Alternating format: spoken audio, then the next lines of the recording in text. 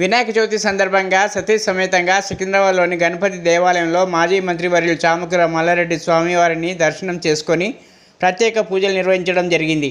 సకల విఘ్నాలను తొలగించే వినాయకుడు అందరికీ శుభాలను విజయాలను అందించాలని వినాయకుడికి ప్రార్థించడం జరిగింది.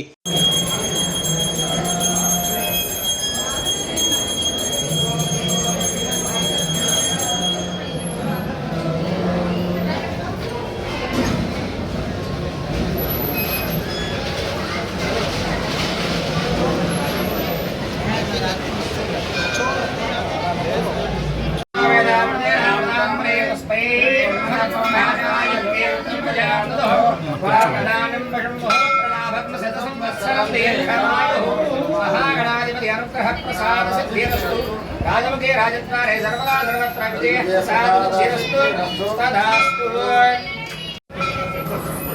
सर